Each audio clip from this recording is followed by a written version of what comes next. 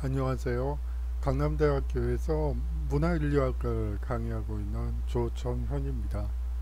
이번 주에는 인간을 찾는, 인간이 만든 문화를 찾는 융합학문으로서의 문화인류학을 문화인류학과 유사학문의 비교를 통해서 한번 문화인류학이 어떤 것인지 살펴보는 시간을 갖도록 하겠습니다. 오늘의 강의는 먼저 학습 개요를 말씀을 드리겠어요. 무엇을 다룰 것이고 왜 그렇게 됐는지 한번 살펴보고요. 그 다음에 문화인류학과 유사학문 그리고 문화에 대해서 저번 주에 잠시 이야기를 했지만 좀 더 구체적으로 개념적인 설명을 먼저 드리도록 하겠습니다. 그리고 마지막으로 강의를 전체적으로 요약, 정리하는 시간을 갖도록 하겠어요. 자, 먼저 학습 개요부터 살펴보도록 하겠습니다.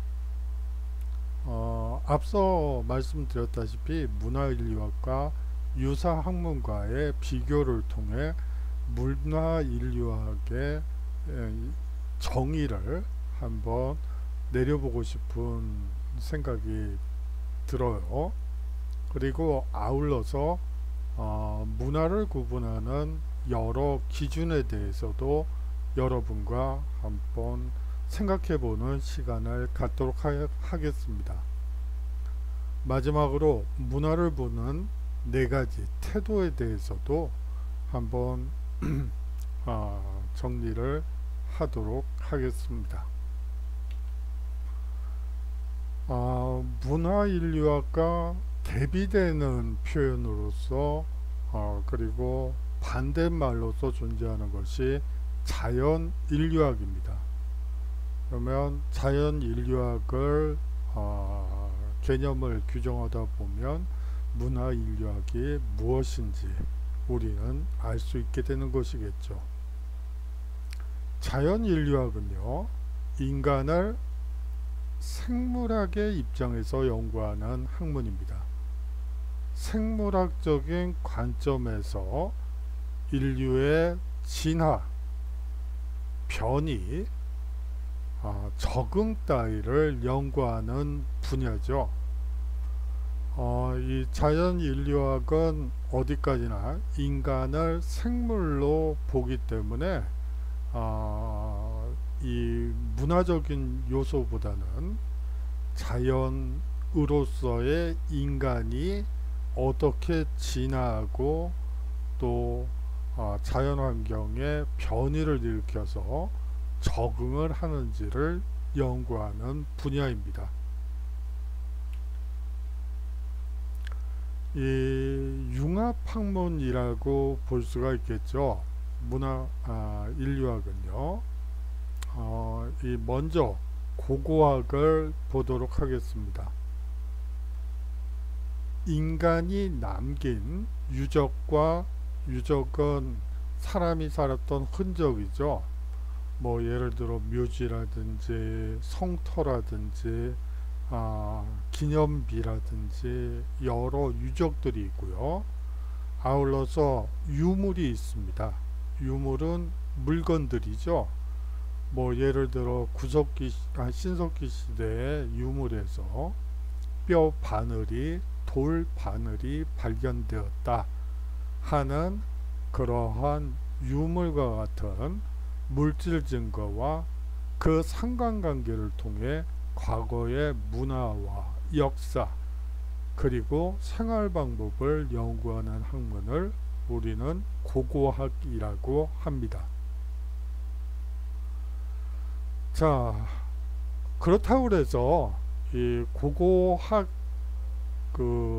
어떻게 보면 여러분들이 유적과 유물 이렇게 얘기를 하니까 그러면 선사시대에 대한 연구가 주종이 아닐까 하는 의문이 들 수도 있어요. 하지만 이 고고학에서는 조선시대 뭐 심지어는 1960년대 유물, 유적까지도 발굴이 가능한 것들은 연구 대상으로 하고 있습니다. 우리가 이 고고학에 대해서 좀 오해를 하고 있어요. 사실상 현재 뭐 예를 들어 한 1900년 무렵에 뭐 예를 들어 초가집이 새로 발견이 됐다. 그러면 그 초가집의 집토를 통해서 조선시대의 생활상을 뭐 조선시대가 아니겠네요. 구한말 시기에 생활상을 이제 입증해 나가는 것이죠. 그래요. 이 고고학은 약간 좀 오해를 하실 것 같아서 부연 설명을 드렸습니다. 다음으로 이 융합학문이라는 것이 언어인류학도 필요하고요. 언어인류학 자체가 문화와 인류학을 또 다루고 있죠. 언어는요, 그 사회에 있어서 의사 전달의 수단이죠. 그렇기 때문에 그 사회의 모든 일을 기본적으로 전부 표현할 수 있어야 합니다. 하지만 현실적으로 그것은 불가능하죠. 이 의사전달 수단에는 언어뿐만이 아니고 몸짓이라든지 뭐 예를 들어 여러분들 친한 친구들 남자들끼리 만났을 때 툭툭 치죠. 만약에 모르는 사람을 툭툭 쳤다간 그냥 뭐 사실 끔찍한 일이 벌어질지도 모르겠어요. 하지만 친함의 표시로서 툭툭 치는 문화가 있죠. 그것 역시 의사 전달의 수단이라고 볼 수가 있습니다. 따라서 그 사회에 있어서의 모든 제도나 관습은요, 언어적 제 사실에 어떤 형태로든지 반영되어 있을 것이라고 가정할 수가 있죠. 모든 제도나 관습은 언어로 표현할 수 있다고 우리는 얘기할 수 있는 거예요. 그렇기 때문에 언어적 제 사실을 연구함으로써 대응하는 문화인류학적 제 사실을 밝히는데 도움이 될 수 있다고 판단되고 있습니다. 문화인류학적 제 사실을 밝히지 않고서는 그 존재 이유를 설명할 수 없는 언어적 제 사실도 또한 존재하죠. 한번 예를 들어 볼까요? 예를 들어서 이 친족 명칭의 연구는 그 사회의 가족 형태를 밝히는데 큰 도움이 됩니다. 반대로 가족 형태의 연구는요, 친족 명칭이 왜 그런 상태로 되어 있는가를 설명하는 데도 필요하죠. 뭐 언어인류학은 사실은 뭐 분류 체계, 뭐 언어의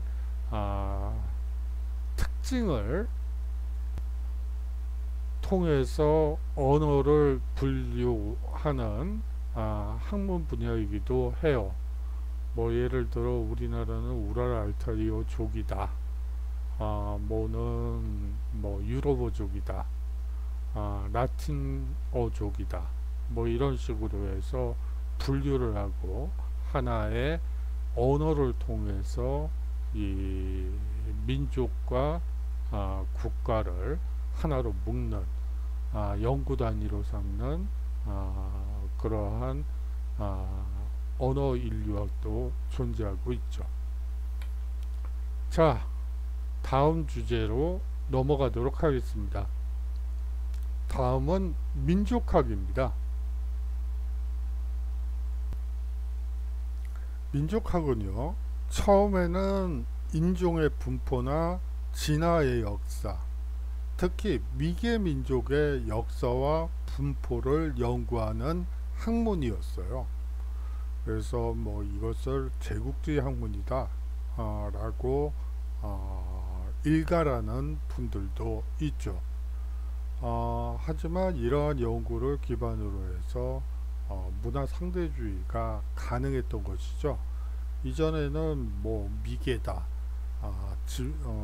고도로 발달한 문명이다, 뭐 이렇게 둘을 기준으로 해서 이분법적인, 뭐 예를 들어서 선사와 역사, 다시 말하면 기록물이 남아있지 않은, 아까 고고학에서 말씀드렸던 바와 같이 유물과 유적으로만 과거 사람의 삶을 복원해낼 수 있는 고고학, 선사시대, 그리고 문자 기록을 통해서 과거를 이해하는 역사학, 역사시대, 이렇게 구분을 했죠.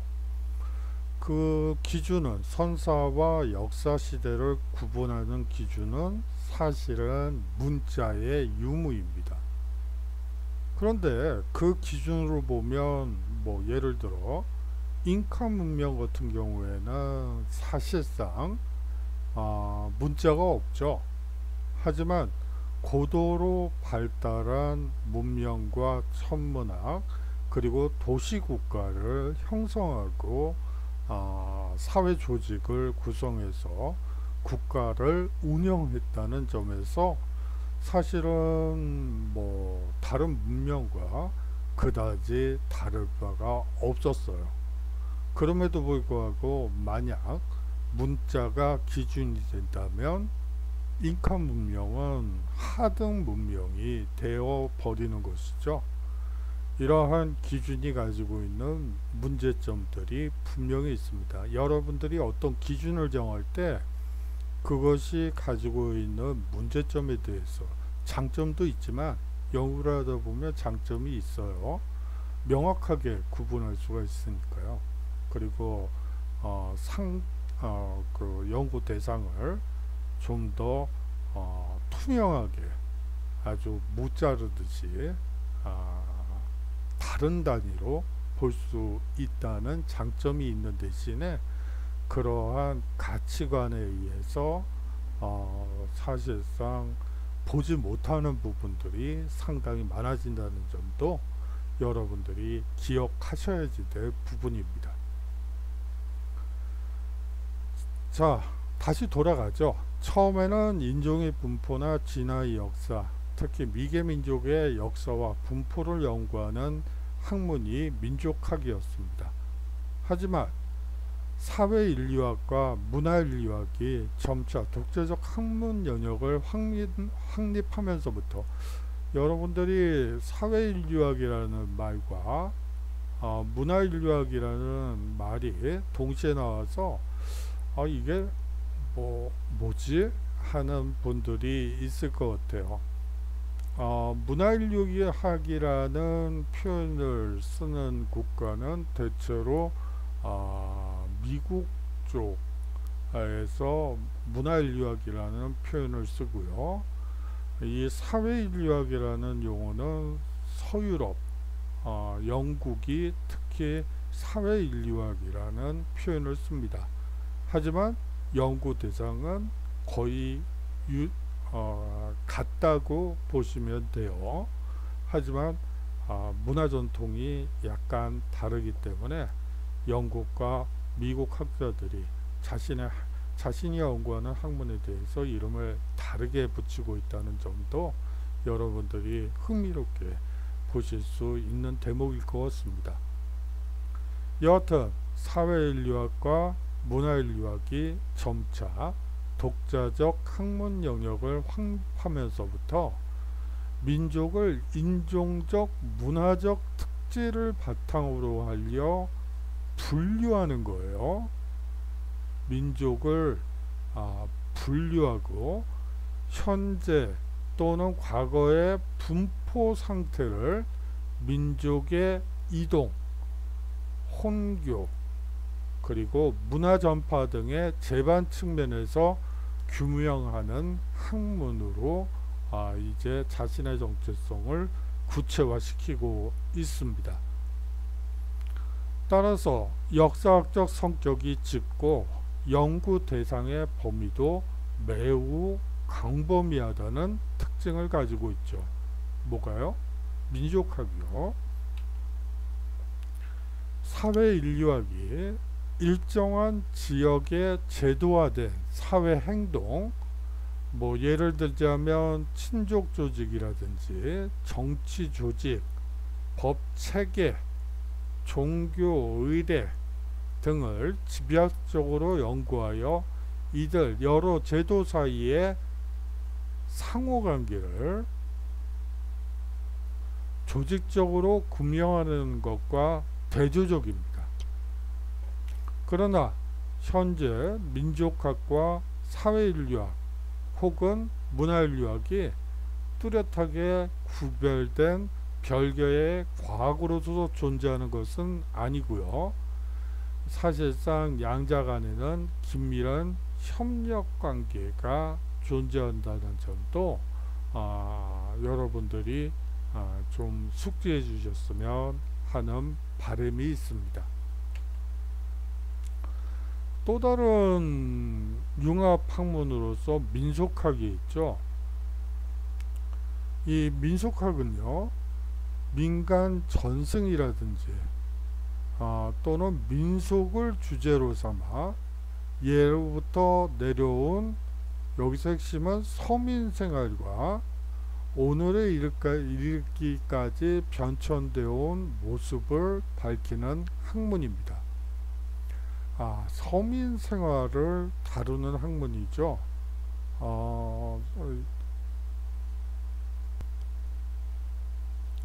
사실상 민속학이 등장하기 전까지는 대부분의 연구가 상층 계급, 왕족, 이러한 사람들을 연구하는 학문들이 대부분이었어요. 하지만 민속학은 상층 계급의 문화가 아니라 서민 생활, 서민의 사고 방식을 연구하는 독특한 분야죠. 사실은 이것은 서민을 이해할 필요성에서 나타난 학문이라고 보시면 돼요. 서민들이 인구에서 차지하는 비중이 거의 90%가 넘죠. 지금 뭐 우리나라에서도 마찬가지지만 서민들이 사회 전체를 떠받치고 있다고 보아도 상관이 없어요. 그렇기 때문에 이 민속학자들은 서민 생활을 통해서 상층 계급만 봤을 때 볼 수 없었던 여러 생활 문화적인 특징들을 수집 정리하는 작업을 가장 중요한 자신의 임무라고 생각했습니다. 따라서 민속학자는 민속 자료의 수집과 정리가 가장 중요한 작업으로 생각했었죠. 특히 민속에 따라서는 의미가 확연하지 않은 것이 많기 때문에 유사한 민속을 널리 수집하여 비교, 연구를 함으로써 의미를 확실하게 하는 일이 민속학의 중요한 임무라고 생각했습니다. 각종 민속이 밝혀지면 그것을 정리, 암배함으로써 여러 방면에 걸친 문화 발전의 양상이 확실히 나타난다고 그들은 주장했었죠. 이와 같이 민속을 통하여 해명되는 문화는요, 소수의 사람들에 의하여 이루어진 상층 문화에 비하여 매우 광범위하고 두터운 층위에 미치고 있어 이를 기층 문화라고 우리가 얘기를 합니다. 어떻게 보면 상층 문화는 소수라고 볼 수가 있죠. 하지만 19세기까지 대부분의 문화연구가들은 소수의 사람들이 상층 문화에 집중적으로 매달렸고요. 이제 그것에 대한 반성으로 나타난 것이, 그렇다면 더 두터운 층을 이루고 있는 이 일반 백성들의 삶과 문화는 어떻게 다르고, 상층 문화와 어떻게 다르고 또 어떤 차이가 있는지, 이러한 것들을 에 대한 물음이 나타나기 시작했고, 그것을 우리는 민속학이라고 부르고, 여기서 나온 바대로 매우 광범위하고 두터운 층에 미치고 있어서 이를 기층 문화라고 표현한다는 점 반드시 기억해 주셨으면 좋겠습니다. 이러한 기층 문화, 두터운 문화층, 인구, 전체 인구의 90%가 넘는 사람들의 문화를 연구함으로써, 기층 문화를 연구함으로써 한 나라의 문화적 특성을 논할 때 불가결한 요소라고 이 민속학자들은 얘기를 하죠. 근데 뭐 틀린 말이 아니죠. 한 나라의 문화적 특징을 밝히는 것이 민속학의 과제라고 주장하는 사람도 있어요. 민속에 의한 생애주기 연구, 여러분들이 이 생애주기라는 말이 좀 생소할 수도 있겠네요. 생애주기라는 것은 우리가 유아기, 청소년기, 청년기, 중년기, 장년기, 노년기 하는 그러한 인간의 일생에서 어느 특정 시기를 연구하는 것을 생애주기 연구라고 합니다. 이 민속에 의한 생애주기 연구는 각 방면의 학문 영역에서도 행하지만 상호 관련성에 주목하여 인생 주기에서 민속 연구를 종합적으로 하는 일에 민속학의 특징이 있습니다. 한편 민속학은 현재 남아있는 문화를 대상으로 하는 학문이인 만큼 과거에 전승되다가 소멸된 민속은 제외합니다. 그렇기 때문에 흔히들 민속학을 현재의 학문이라고 말하죠. 그래요. 이제 민속학에 대해서는 이 정도로 정리를 하고요. 이 민속지학이라는 게 또 존재를 합니다. 이 민속지학은요, 현지조사, 다시 말하면 어떤 특정한 공동체에 들어가서 삶을 같이 하면서 그 문화가 가지는 특징을 내 것으로 만들어서 기록을 하는 것이죠. 물론 내 것으로 만드는 게 아니고 객관적으로 하라고 얘기를 하지만 내 것으로 만들지 않고서는 기술을 할 수가 없겠죠. 그거는 제가 생각하는 것이기 때문에 그거는 그냥 논외로 하세요. 그냥 들었지만 듣지 않은 걸로 해주시고요. 뭐 여하튼 객관적인 방식으로 서술해야지 된다고 얘기들을 하고 있습니다. 좀 어렵겠죠? 뭐 그렇지만 객관적으로 냉철하게 써야지 된다고 생각하고 있습니다.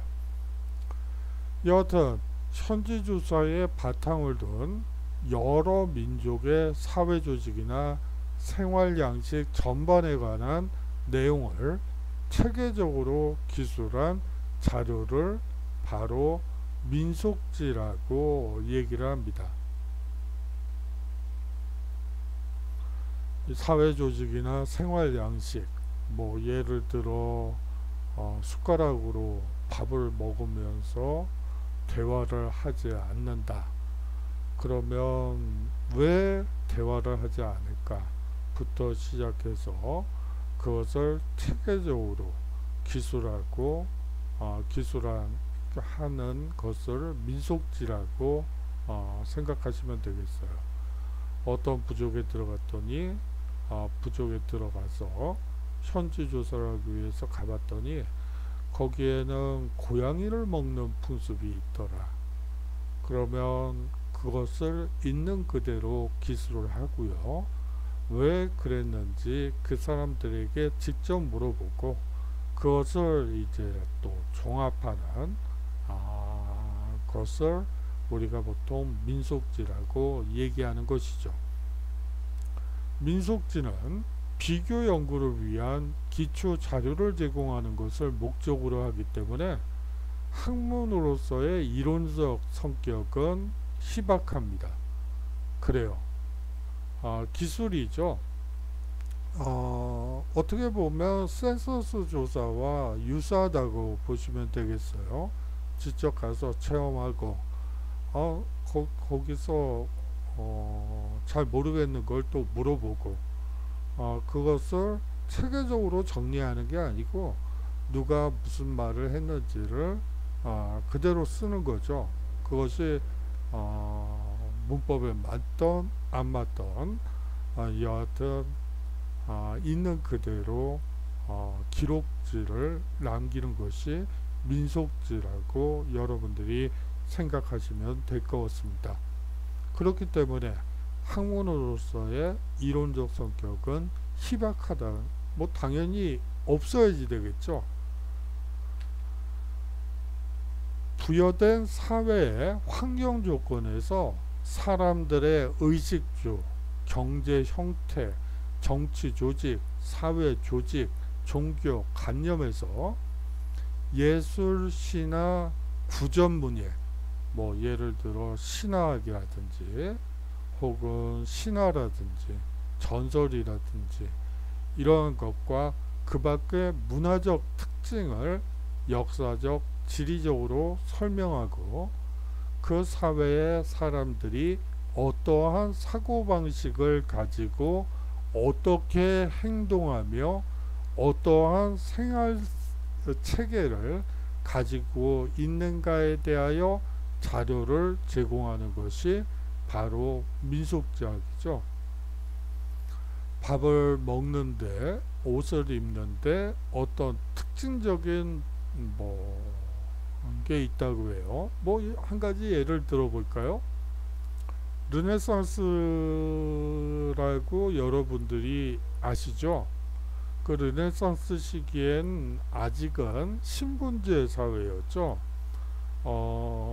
법률로 사실상 평민이 입어야 할 옷과 귀족이 입어야 할 옷이 다르고 보석도 착용할 수 있는 신분과 착용하지 못하는 신분이 법률로 구분되어 있어요. 근데 이제 르네상스 시기가 되면 이제 소위 말하는 평민들 중에서 돈을 많이 번 부자들이 많이 등장하게 됩니다. 그런데 자신의 부를 과시하고 싶겠죠.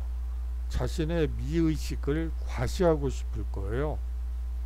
그래서 사실상 어떻게 옷을 입었냐면 평민들은 누더기를 걸쳐야지 됐어요.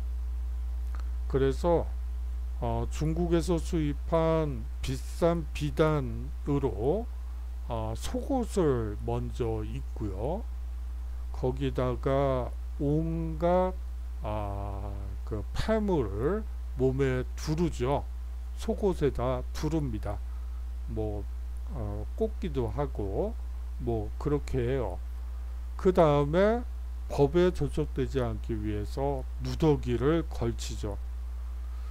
근데 과시를 하기 위해서 사실은 비단에 금은 보화를 몸에다 부착한 거잖아요. 속옷에다가. 그러다 보니까 누더기 속에 이제 그것들이 안 보이게 되니까 어떻게 했을까요? 쉽게 얘기해서 옷을 누더기를 칼집을 내는 거죠. 그래서 거의 걸치는 용도로 그래서 걸어 다니다 보면 너플너플하는 누더기 사이로 금은 보화가 번쩍번쩍 비단이 보이게끔 그렇게 했어요. 이러한 문화적 특징을 역사적 지리적으로 설명을 하고 그 사회의 사람들이 어떠한 사고방식을 가지고 어떻게 행동하며 어떠한 생활체계를 가지고 있는가에 대한 자료를 이 민속지학자들이 보여주는 것이죠. 민속지는 그 자체가 직접 성과를 거두는 영역은 아니지만 여러 민족의 과학 발전을 위하여 또 여러 민족의 특징을 이해하는 데 불가결한 학문이며 그 의의도 매우 크다고 볼 수가 있습니다. 다시 말하면 문화적 특징을 역사적, 지리적으로 설명하고 그 사회의 사람들이 어떠한 사고방식을 가지고 어떻게 행동하며 어떤 생활체계를 가지고 있는가에 대하여 자료를 제공하는 것이 민속지학의 가장 중요한 연구 대상이라는 점 여러분들이 기억해 주셨으면 합니다.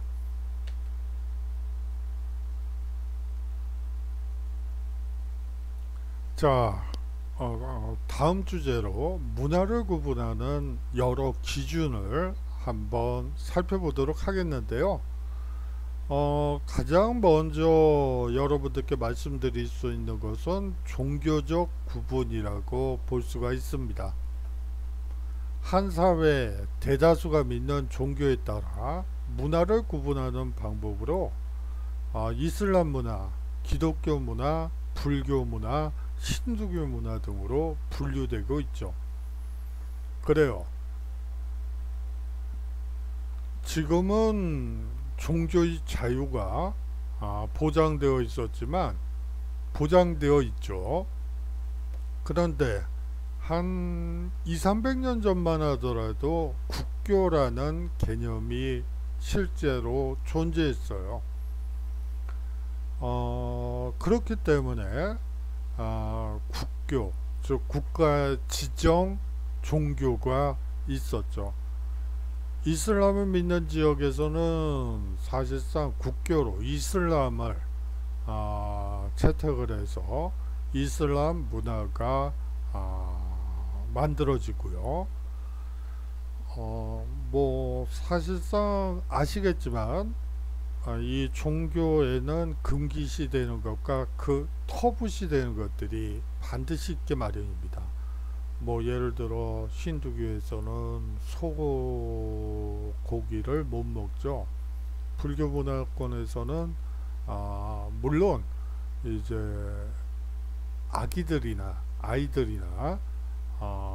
그 70대 이상의 노인분들만 고기를 먹을 수 있고, 사실상 그 한참 젊은 나이 20대부터 10대 후반부터 한 60대까지는 고기를 먹지 못하는 문화가 있죠. 기독교 문화에서도 사실은 터부시되는 것들이 상당히 많아요. 뭐 그것은 이제 종교 문화를 다룰 때 한번 구체적으로 살펴보도록 하죠. 자, 다음 구분은요, 언어적 구분입니다. 이 사용되는 언어에 따라 문화를 구분하는 방법으로요. 이 영어 문화권, 프랑스어 문화권, 스페인어 문화권, 포르투갈어 문화권, 아랍어 문화권, 그리고 한국어 문화권, 중국어 문화권, 일본어 문화권, 문화권의 언어를 기준으로 해서 문화를 나누는 거죠. 어떻게 보면 뭐 이러한 기준으로 한다면 사실은 지방어들, 뭐 예를 들어 사투리라고 우리가 얘기를 하죠. 사투리 얘기가 나오니까 약간 좀 옆으로 가면, 제가 초등학교 다닐 때, 그때는 국민학교였죠. 뭐 여하튼 국민학교든 초등학교든 여하튼 그 다닐 무렵에 그 당시가 이제 소위 말하는 지방에서 서울로 많이 올라왔던 그 시기예요. 그러다 보니까 뭐 인구도 많고요. 저희는 뭐 한 반에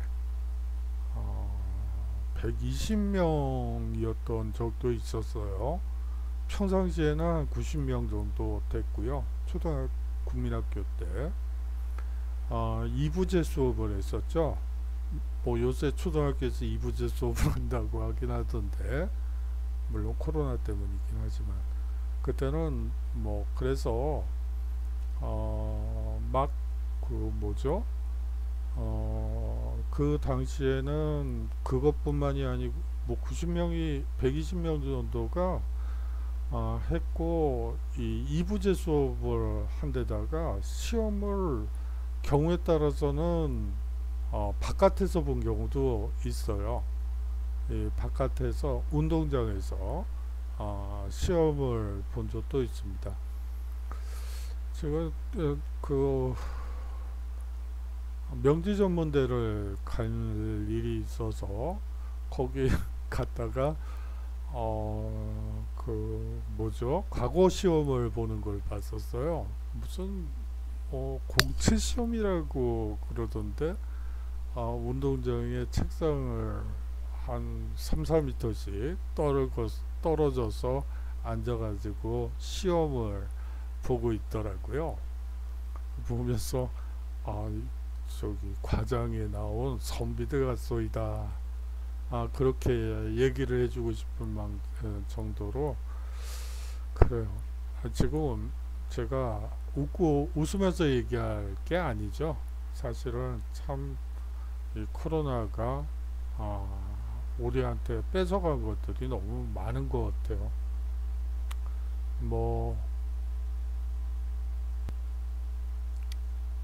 그런데 제가 그 얘기를 하려고 말씀드린 건 아니었는데 옆으로 그냥 쫙 새버렸네요. 제가 초등학교 다닐 때 그 사투리를 쓰면 선생님들께 그 맞았어요. 아주 그냥 엄청나게 맞았죠.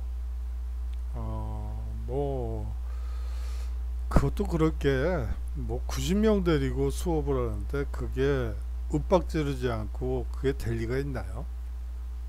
지금처럼 요새는 뭐 한 20명, 30명 되니까 뭐 선생님들도 우아하게 이렇게 해주세요, 저렇게 해주세요, 이렇게 얘기를 하지만 사실은 뭐 90명, 100명, 뭐 중대단이죠. 한 중대급 되는데 그 많은 애들을 통솔을 하기 위해서는 뭐 사실 좋은 말로는 되지 않겠죠. 뭐 여하튼 그래가지고 사투리를 쓰면 뭐 맞고 그랬던 기억이 나요. 아마 뭐 부모님들께 여쭤보시면 무슨 얘기인지 그 시대에 대해서 아마 말씀해 주실 거예요. 그래요. 뭐 여기서 이 언어적 구분에서 이제 영어와 불어가 프랑스어가 동시에 사용되고 있는 이 캐나다를 많이들 연구하고 있죠. 뭐 여하튼 그것은 수업 시간에 보다 더 다음 수업 시간에 분명히 하고요. 여기서는 맛보기로 한번 이렇게 구분하는 방법도 있겠구나 라고 여러분들이 이해하시면 될 것 같습니다. 자, 다음으로요, 지역적 구분도 있습니다. 역사적 정치적 의미에 의해 보통 동아시아 문화권, 뭐 중동 문화권, 서유럽 문화권, 그리고 동유럽 문화권, 남미 문화권, 뭐 이런 식으로 해서 아프리카 문화권, 그리고 기타로는 젓가락 문화권, 뭐 유목 문화권 같이 생활 양식을 기준으로 구분하기도 합니다. 이러한 구분은 절대로 무엇이 우월하지 않다라는 것을 기준으로 한 것이 아니고 문화를 보다 더 폭넓게 이해하기 위한 하나의 수단으로서의 기준이라는 점 여러분들이 분명히 해주셨으면 합니다. 자, 문화를 보는 네 가지의 태도에 대해서 한번 정리해 보도록 하겠습니다. 뭐 수업 시간에 갑자기 뜬금없이 자문화 중심주의가 어쩌고 저쩌고 이렇게 되면 안 될 것 같아서 말씀을 드립니다. 자신의 국가나 민족의 문화가 최고라고 생각하는 태도입니다.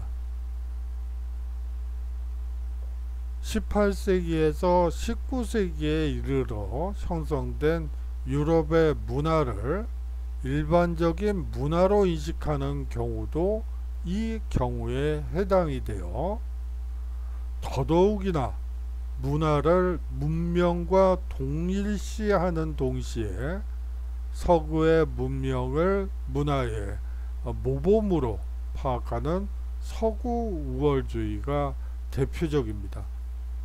그런데요, 뭐 서구 우월주의도 우월주의지만 사실은 더 뿌리 깊게 남아있는 자문화 중심주의가 있죠. 바로 중화주의라고 보시면 될 것 같아요. 세상의 기준은 중국이다. 뭐 우리 선비들은 중국을 중심으로 보고 우리를 부차적인 세력으로 보았죠. 이러한 것처럼 중국 중심주의, 중화주의도 대표적인 자문화 중심주의로 여러분들이 이해하시면 될 것 같아요. 이러한 반성에서 모든 인류의 문화를 내재적 시각으로 연구하려는 문화상대주의가 등장하게 됩니다. 자, 내재적이다. 좀 여러분들이 생소하실 것 같아요. 뭐 쉽게 얘기하면 모든 문화와 문명은 거대한 자연을 극복하는 과정에서 만들어진 것이죠. 그것이 외래적으로 수입된 수입품, 수입 도구에 의해서 만들어질 수 있죠.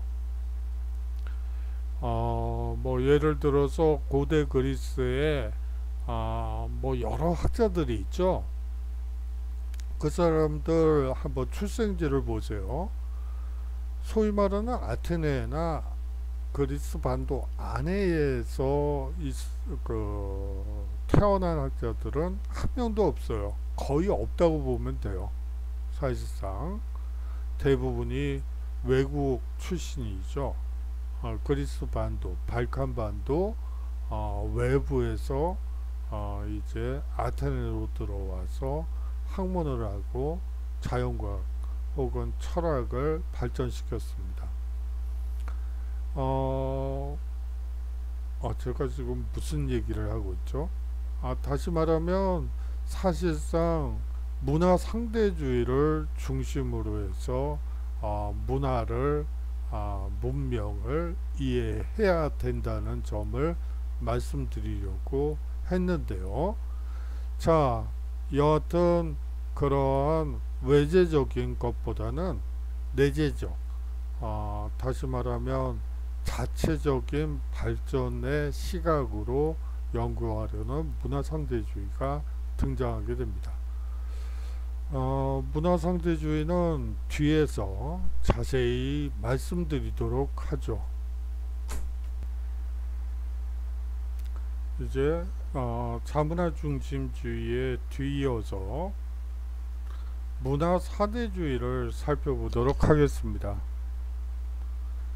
자신의 국가의 자기 국가의 문화가 상대 국가의 문화에 비해 뒤처져 있다고 생각하는 태도를 말합니다. 조선시대의 유학자들이 중국의 문화가 우월하다고 생각하고 기자조선을 강조했던 점에서 찾을 수 있죠. 기자도 있고 위만조선도 있습니다.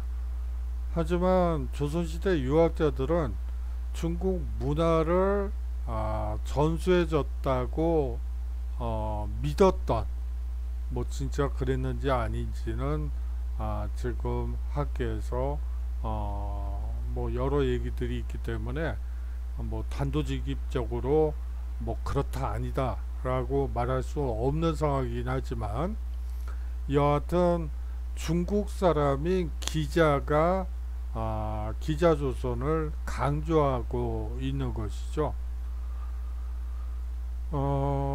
이러한 뭐 그것뿐만이 아니고 조선시대 유학자들 자체가 중화 사상에 빠져서 사실상 중국의 문화보다 우리 문화가 열등한 것으로 스스로 생각을 했어요. 그것을 우리가 보통 문화 사대주의라고 얘기를 합니다. 이 문화 상대주의, 앞서 말씀드린 것처럼 문화 간의 우열을 인정하지 않는 태도입니다. 그래요. 문자를 어떤 기준을 정해서, 앞서도 말씀을 드렸던 것처럼 문자를 기준으로 해서 문명과 미개를 나눈다면 사실상 임카 문명의 경우에는 미개가 되겠죠.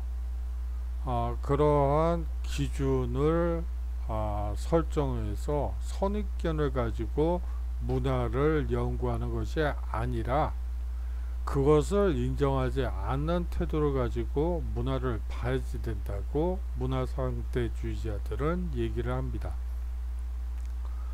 한 문화가 형성되는 데에는 복잡한 요소가 작용하기 때문에 외부인이 자신의 기준으로 그 문화를 평가하는 것은 옳지 않다는 태도죠.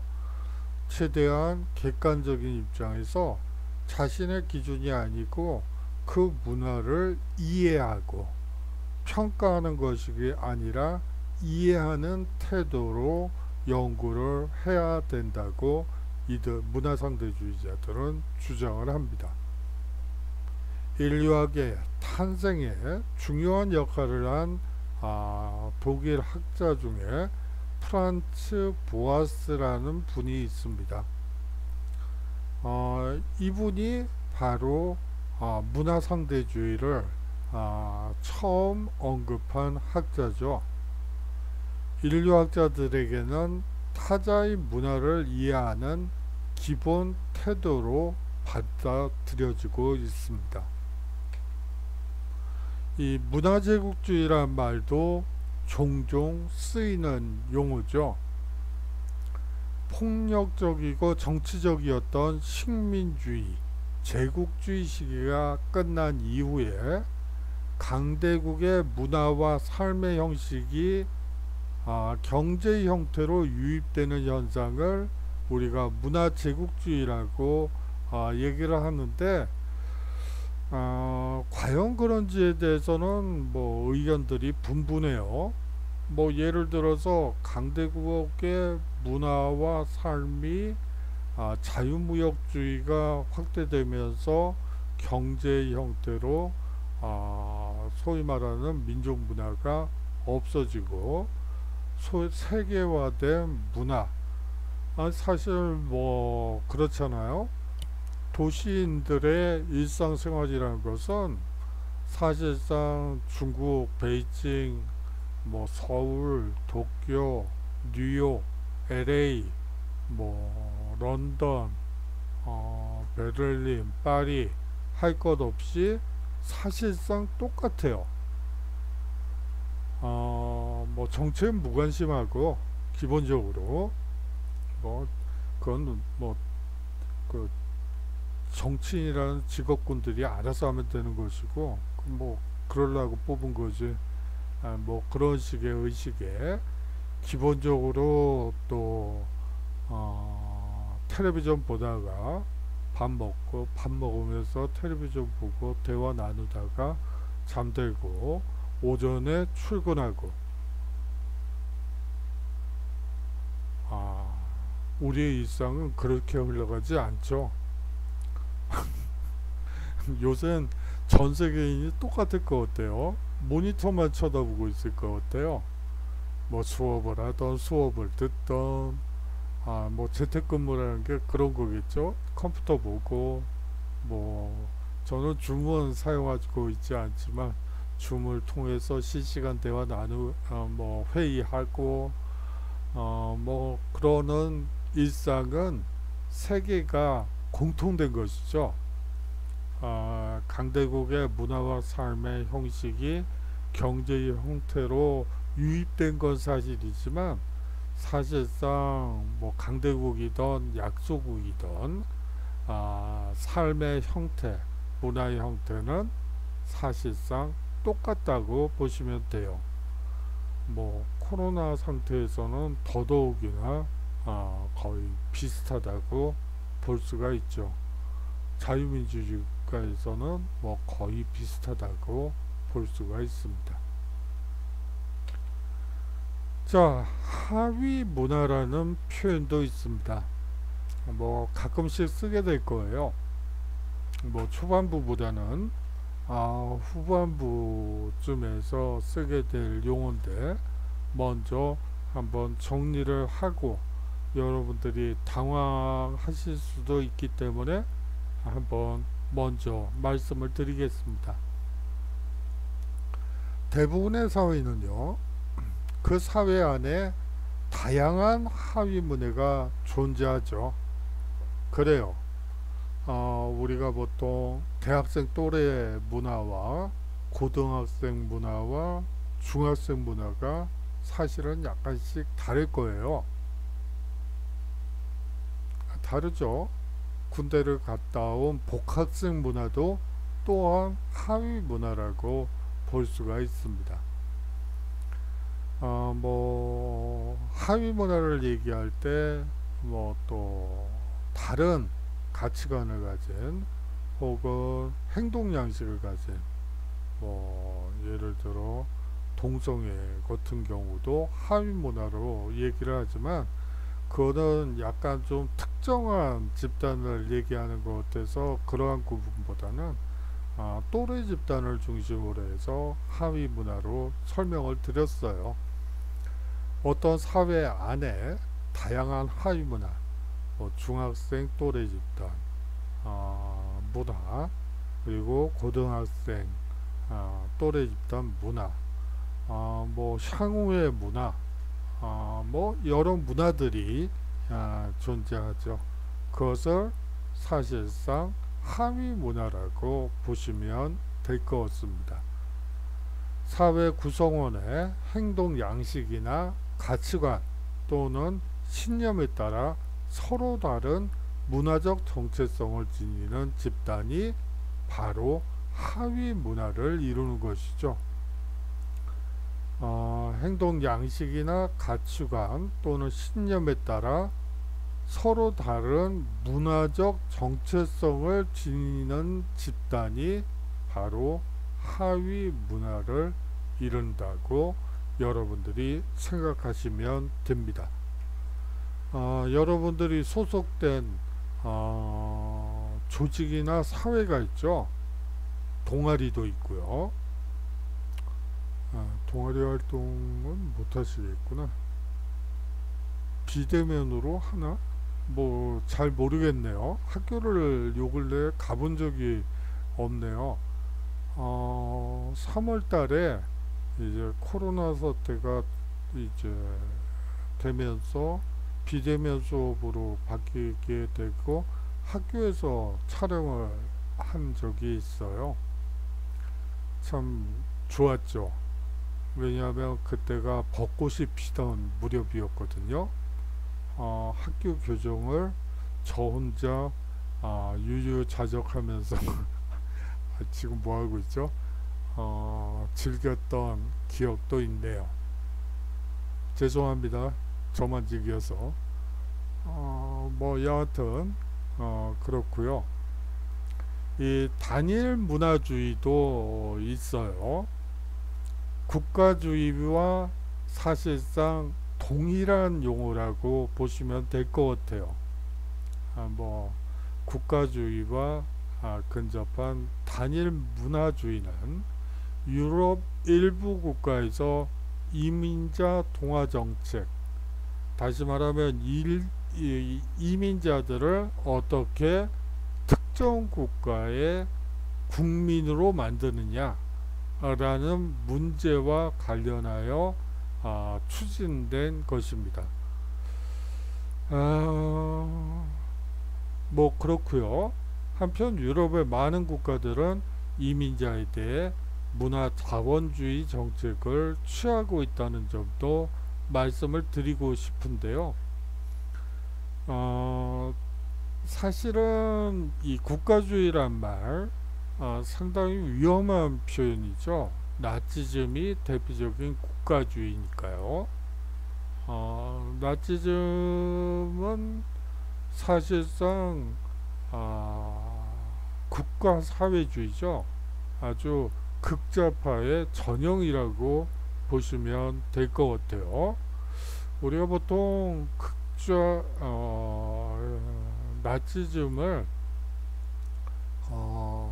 극우로 얘기를 하는데 극우가 아니고 국가사회주의, 즉 극좌 운동 세력이라고 보셔야 돼요. 이들은 이민자를 이민자라고 하지만 유태인들이 이민자인가요? 500년 동안, 한 300년 동안 거기서 대를 이어서 살았으면 그 나라 사람이지, 그게 어떻게 이민자가 되는지는 저는 무슨 얘기인지 잘 모르겠는데, 여하튼 이민자인 유태인을 동화시켜야지 된다고 생각했던 그러한 국가주의로 여러분들이 이해하시면 될 것 같아요. 뭐 예를 들어 불란서의 경우, 프랑스의 경우 아랍에서 온 친구들이 히잡을 쓰는 것에 대해서 사실상 금지를 시킨 적이 있죠. 그거로 인한 폭동이 일어나고 여러 문제가 발생하면서 문화다원주의 정책으로 바뀌긴 했지만, 여하튼 이민자들 문제가 불거지기 시작하는 초기 단계에서는 이 동화 정책을 강조할 수밖에 없고, 어떻게 보면 이 국가주의가 나타나는 것은 다른 문화에 대한 이해나 뭘 이해해서 나타난다고 볼 수 있을 것 같아요. 다음은 주도 문화입니다. 이 바산 TV에 의해 제안된 이 주도 문화라는 개념은요, 사회 구성원 중 그 소수자의 위치에 있는 사람들이 고유의 정체성을, 다시 말하면 하위 문화를 갖는다 하더라도 전체 사회의 기반을 이루는 주도 문화를 전제로 한다고 주장했습니다. 일탈된 행동은 자제한다는 특징을 가지고 있다는 건데, 그것은 주도 문화가 명확하기 때문에 그렇다는 것이죠. 전체 사회의 기반을 이루기 때문에 그것을 완전히 깡그리 무시할 수는 없기 때문에 이 주도 문화를 따라간다는 주장을 했던 것입니다. 자, 다음으로 용광로 이론이라는 게 있어요. 멜팅 팟이라고 하는데요. 이 미국 문화의 특징을 설명하는 전통적인 관점의 하나인 이 용광로 이론은요, 이민자 사회 전체가 국가의 개입 없이 상호 혼합된 문화를 형성한다는 것입니다. 미국은 대표적인 자유방임 국가라고 볼 수가 있고, 국가의 개입을 상당히 위험한 것으로 생각을 합니다. 그것은 미국 독립전쟁이 영국의 개입으로부터, 중상주의로부터 나타난 국가 개입에서 나타난 그러한 문제점들에 대한 저항으로서 미국이 독립했기 때문에 국가의 개입은 최대한 배제시키려는 것이 미국 문화의 특징이에요. 국가의 개입 없이 사회 전체가 상호 혼합된 문화를 형성했다고 주장하면서 멜팅팟 이론, 즉 용광로 이론을 제시했습니다. 하지만 최근에는요, 다양한 민족들의 문화를 인정한다는 뜻에서 각각의 재료가 고유한 맛을 내는 샐러드와 같다고 해서 샐러드 볼이라는 표현을 쓰고 있습니다.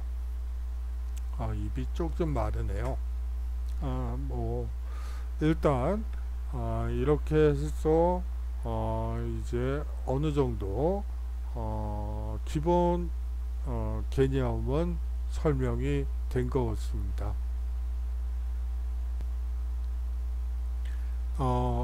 한번 정리를 하자면, 이 문화인류학과 유사학문의 비교를 통해 이 문화인류학에 대한 학생의 이해를 돕는 시간을 가졌으면 하는 바람에서 첫 시간을 이러한 학습 자료를 가지고 수업을 했었습니다. 도움이 되셨는지 모르겠네요. 아울러서 문화를 연구하는 기준에 따라 문화 연구 대상이 달라짐을 이해하는 시간을 가져봤습니다. 지역으로 할 것인지, 언어로 할 것인지, 문자로 할 것인지, 지역으로 할 것인지, 어떤 생활상의 도구를 기준으로 할 것인지, 이러한 기준에 따라 문화 연구 대상이 달라지죠. 그것만 이해하고 있으면 될 것 같습니다. 문화에 대한 기본 개념을 이해하도록 하고요. 자, 이제 2강이 끝났네요. 3강에서는 문화 진화론과 문화 전파론이라는 두 가지 학설이 있습니다. 약간 좀 다르죠. 두 가지를 통해서 문화 연구를 어떻게 해야 될지 한번 생각해보는 시간을 갖도록 하겠습니다. 자, 2.5단계, 사실상 3단계죠. 반올림을 하면 3단계네요. 3단계 속에서 여러분들이 어떻게 보면 바깥 활동을 거의 할 수 없는 상황입니다. 어, 책을 좀 여러분들이 많이 읽어주셨으면 좋을 것 같아요. 책을 읽으면서 울고 웃고 분노하고 화내고 그런 적 있으신가요? 뭐 저희 때는 텔레비전이라고 6시에서 11시인가 그 정도밖에 안 했고 뭐 나머지는 지지직하는 그런 것만 있었죠. 뭐 할 수 있는 게 뭐 나가서 뛰어노는 건데 밤엔 뭐 나가서 뭐 그때는 보안등 자체가 가로등 자체가 별로 없어가지고 뭐 뛰어놀지도 못하고 뭐 저녁에는 뭐 집에 들어가서 할 게 없어요. 그러면 뭐 스마트폰이 있어서 뭘 할 수도 없고 그 당시에는 뭐 컴퓨터는 더더욱이나 없었죠. 그러다 보니까 할 수 있는 건 지도 보면서 이 나라에 뭐가 있더라 뭐 이런 거 아니면 책을 읽으면서 뭐 그랬었죠. 근데 뭐 요새는 워낙 재밌는 것들이 많아서 책을 읽으라고 얘기하는 것 자체가 좀 쑥스럽네요. 그런 재밌는 책들 저희가 어렸을 때 재미가 있었죠. 뭐 재미가 있을 수밖에 없는 게 주위에 놀 수 있는 게 별로 없으니까. 하지만 여하튼 책을 읽으시면서 한번 울고 웃고 웃어도 보고 혼자서 하는 것도 좋지 않을까 하는 생각이 드네요. 자, 건강하시고요. 다음 주에 건강한 모습으로 인사드리도록 하겠습니다. 안녕히 계십시오.